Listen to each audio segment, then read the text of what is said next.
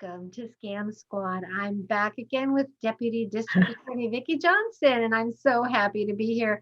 Vicky, what have you got for us today? Hi, Patty. Good to see you again. Well, You I too. got the idea for today's show from the Fraud Watch Network. I get their bulletins on a regular basis, and I have to admit that this one gave me a scare. It's about travel scams. And my husband and I just finished booking a trip, including a vacation rental and plane tickets. Wow, it sounds like this scam was new to you.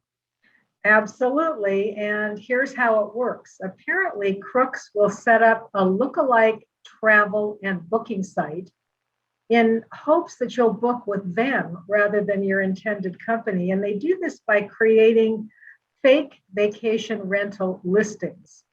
So they'll find a real listing from a legitimate site, and then they'll alter it just a little bit. Wow, that is really alarming, Vicky. Do the scammers do anything to lead you to their fake sites? Yes, and this is something to know anytime you do a Google search. The bogus travel sites will appear high up in the search rankings because the scammers buy paid promotion. So, for example, when you Google something like B&Bs on the beach in San Diego, the fake listings are likely to pop up first. That is true. I know that for a fact from the marketing that I've done in the past. Now, are there any red flags that might warn us we are dealing with a fake site? Well, you have to go back and think about Craigslist, and we've talked about the fake rental listings that you're very likely going to find on Craigslist. So, as with those sites, be very suspicious if the price is lower than what you would normally expect for that area. That could be a sign that the site is not legitimate. Also, if you are asked to pay with something other than a credit card, that is a very big red flag. Why do scammers avoid credit cards? Well, scammers like to use something that will put money immediately into their hands, like gift cards or one of the peer to peer apps. Once you give them the code on the back of the gift card, that money is gone, never to be returned. And credit card transactions can be reversed if they're caught in time. Credit cards have more protections. Once again, we're back to our common themes. If it sounds too good to be true, it probably is too good to be true. And never, ever, ever, ever pay with a gift card. That's right, Patty. And as we have learned over time, those are two of the biggest red flags warning you that you are dealing with a scammer. So, Vicky, how can we protect ourselves from this scam? Well, here are the tips from the Fraud Watch Network. Be skeptical of any pitch that offers a cut rate hotel or airline. That seems too good to be true. Now, remember, everybody's trying to book vacations now, so there's really no reason for these companies to offer cut rate prices. And vet travel reservation sites or agents before you book. Do a web search on the company name along with the word scam. You might be surprised at what you will find. I've done this with other companies like those selling healthcare products. Not surprisingly, I've gotten some very sketchy results. Also, check out the reviews for the site on popular review sites and pay for travel reservations and bookings with a credit card, which, as I said before, offers you much greater protection than any other types of payment. So, Vicky, did you employ these strategies when you booked your vacation? Well, my husband does all the bookings, and Oh, thankfully he is careful because I asked him once I had read this bulletin. He used a company that he's used many times in the past. He's very familiar with how they operate. The price seemed to be in line with the going rate for what we were booking, and they asked for payment by credit card. So, Patty, here's hoping. oh, I do hope you have a good experience. So, because many people are booking their vacations now, this atmosphere is just right for scammers.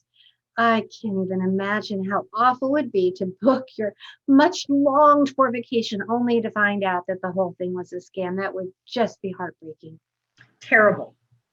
And once again, I'd like to encourage our listeners to sign up for the AARP Fraud Watch Network. I sound like a commercial, but it's a place where you can get reliable, up-to-date information on the latest scams. And as I mentioned before, the network has a free fraud helpline, so you can better protect yourself and your loved ones. And I'm going to give you that number. So if you don't have a pencil and paper, you might want to grab it.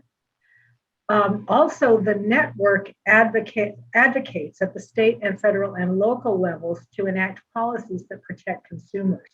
Now, the Fraud Watch Network phone number is 1-877-908-3360. I'll say that again. 1-877-908-3360. Thank you, Vickys, for that very timely warning. Now I have to ask, do you have any good news today? I do. And I thought this news was very interesting and also very hopeful. We've all heard about the ransomware attack that shut down the Colonial Pipeline for a period of time. Very, very dangerous. The group orchestrating the attack is called DarkSide. They, of course, demanded a ransom, which was paid by Colonial Pipeline in the amount of 75 Bitcoins, which was a lot of money.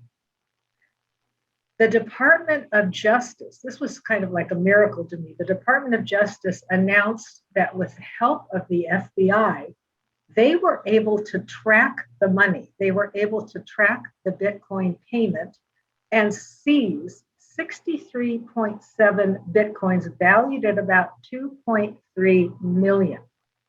Apparently, the department has put together a ransomware and digital extortion task force to combat this kind of attack.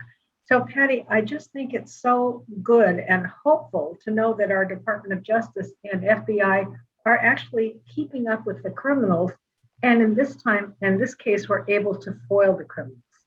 That is very heartening because I've heard so often that it's hard to trace and track Bitcoin. So good for the Department of Justice and the FBI that they were able to work together and get some of that money back.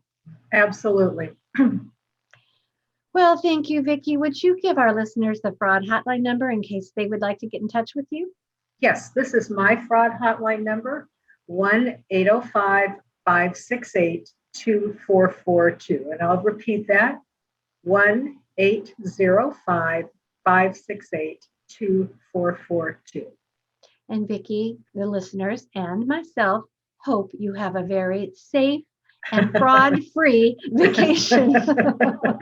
Me too. Thank All you, right. Patty. Until next week. Bye-bye. All right. Bye-bye.